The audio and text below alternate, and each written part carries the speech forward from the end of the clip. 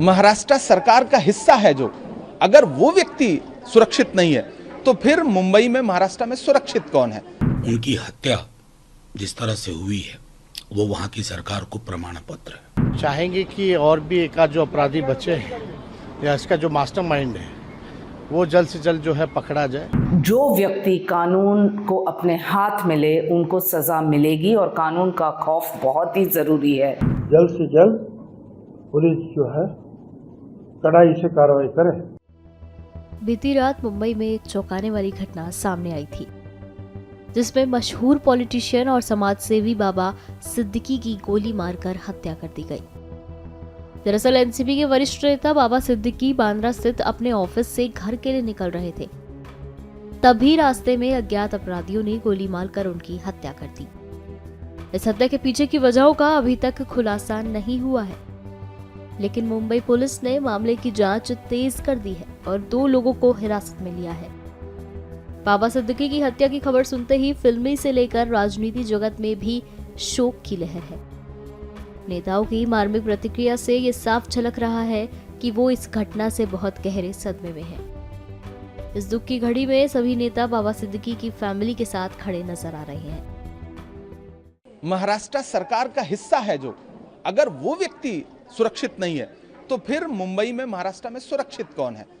शिंदे सरकार से, देवेंद्र फडणवीस जी की सरकार से सीधे मेरा सवाल है कि अगर आप अपने इतने हाई प्रोफाइल नेता की सुरक्षा नहीं कर सकते तो आम मुंबईकर की सुरक्षा क्या करेंगे आप? बहुत शर्मनाक घटना है ये, और उस पर सरकार का व्यवहार कि 15 दिन पहले मीडिया के सूत्र ही बता रहे हैं कि धमकी मिली, धमकी के बाद हत्या हो रही है, तो ये तो बहुत ही शर्मनाक है महाराष्ट्र सरकार के लिए। महाराष्ट्र चुनाव में जाने वाला राज्य है, ऐसे में कांग्रेस इस मुद्दे को पॉलिटिकली कैसे देखती है? Justice demand. देखिए, सबसे पहली बात तो अभी अंतिम संस्कार तक नहीं हुआ है, हम उस पर कोई राजनीति नहीं करना चाहते। हम बहुत भावुकता के साथ बाबा सिद्दीकी के परिवार के साथ खड़े हैं। उस दुख की घड़ी में हमारी पूरी कांग्रेस पार्टी उनके परिवार के साथ खड़ी है, लेकिन हम सवाल जरूर पूछ रहे हैं कि आखिर हत्या हुई कैसे? इस पे राजनीति से ज्यादा ये कानून व्यवस्था का प्रश्न है, और जब कानून व्यवस्था की बात आप करेंगे तो सीधे सीधे आपको सरकार से सवाल पूछना पड़ेगा। इधर उधर की बात करने से काम नहीं चलेगा। मुझे सीधे भाजपा सरकार से, शिंदे सरकार से, देवेंद्र फडणवीस से सवाल पूछना है कि इस हत्या की जवाबदेही आप ले रहे हैं या नहीं। महत्वपूर्ण यह है कि ब्रॉड डे लाइट में सबसे पॉश इलाके में, उससे ज्यादा पॉश इलाका मैं नहीं समझता हूं मुंबई में कोई और है। कई अवसरों पर, राजनीतिक सामाजिक अवसरों पर बाबा सिद्दीकी जी से मुलाकात हुई थी, और मैं समझता हूं कि उनकी हत्या जिस तरह से हुई है वो वहां की सरकार को प्रमाण पत्र है कि कैसी सरकार है, किसकी सरकार है और किसके भरोसे चल रही है। अगर बाबा सिद्दीकी जी के साथ हो सकता है तो आम इंसान कितना महफूज है। खैर, ये सारे मामले आने वाले दिनों में होंगे। आज जीशान और पूरे परिवार को ईश्वर संबल दे। आसान नहीं होता है इस तरह के शोक को बर्दाश्त कर लेना। काफ़ी दुखद घटना है। कल हम लोगों को जानकारी मिली इसकी कि उनकी हत्या कर दी गई है।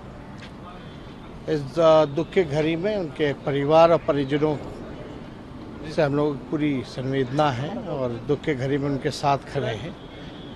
चाहेंगे कि और भी एक आध जो अपराधी बचे हैं या इसका जो मास्टरमाइंड है वो जल्द से जल्द जो है पकड़ा जाए।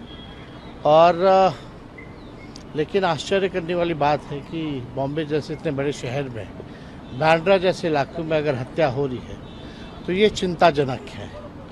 तो इसमें राज्य सरकारों को कम से कम लॉ एंड ऑर्डर की स्थिति जो है वो देखनी चाहिए। और कुछ दिन पहले ही हम बॉम्बे गए थे तो उनसे भी मुलाकात हुई थी। और बाबा सिद्दीकी तो जिस ज़िले से हम आते हैं, गोपालगंज, वो भी वहीं से आते हैं, वो भी बिहार के रहने वाले हैं। तो काफ़ी अच्छा उनका स्वभाव रहा था, लगातार मुलाकात भी होती रहती थी। बहुत ही दुखद है जिस ढंग से बाबा सिद्दीकी जी की हत्या हुई है। सर्वप्रथम उनके परिवार को भगवान शक्ति दे और उनकी आत्मा को शांति। मुझे याद है कि 2004 में जब मैं आई राजनीति में, मेरा पहला इलेक्शन था बांद्रा वेस्ट कंस्टिट्यूंसी में उनके विरोध में, लेकिन उसके बावजूद कोई पर्सनल अटैक्स नहीं, उनके रिश्ते थे अक्रॉस द बॉर्ड। और जहाँ तक ये हादसा का सवाल है जो बांद्रा ईस्ट में हुआ, वहाँ 2 गुनहगार को मुंबई पुलिस ने पकड़ा है और एक जो फरार है वहाँ भी कोशिश जारी है। माननीय मुख्यमंत्री और गृह मंत्री ने स्पष्ट रूप से कहा कि जो व्यक्ति कानून को अपने हाथ में ले उनको सज़ा मिलेगी और कानून का खौफ बहुत ही ज़रूरी है। हमारे महाराष्ट्र प्रदेश में एक चीज़ हम गर्व से कह सकते हैं कि बदलापुर हो या बाबा सिद्दीकी, कोई भी हादसा वहाँ मुंबई पुलिस ने अपना काम किया। तो विपक्ष को आज के दिन राजनीति नहीं करनी चाहिए, क्योंकि जो तहकीकात न हो और गुनहगार को गिरफ्तारी न हो और सज़ा न मिले तो आप सवाल उठा सकते हैं। यहाँ सक्रिय रूप से शासन प्रशासन काम करते आ रही है और महाराष्ट्र में अमन बनाए रखना बहुत ही ज़रूरी है। हमें इसमें बहुत दुख है जो गए 10 दिनों में जो है हमारे राष्ट्रवादी के एक तालुका प्रमुख और एक नेता दोनों की हत्या हुई है। और वो भी पुलिस को मालूम था, वाई सिक्योरिटी दी गई थी, पुलिस को कहा गया था कि धमकियां आ रही है। पुलिस का काम यह है कि सिर्फ सिक्योरिटी दे दे और चुप बैठे। कहाँ से धमकियां आई, कौन दे रहा है, उसका कुछ इलाज करेंगे कि नहीं? ऐसे सिर्फ सिक्योरिटी देकर कुछ होने वाला नहीं है। सिक्योरिटी जरूर होनी चाहिए, अगर कोई धमकी देता है तो उसके पीछे भी जाकर जो है बंदोबस्त करने की आवश्यकता है।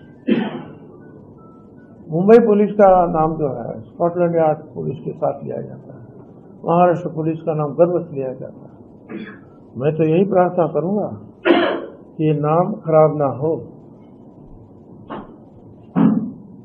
जल्द से जल्द पुलिस जो है कड़ाई से कार्रवाई करे।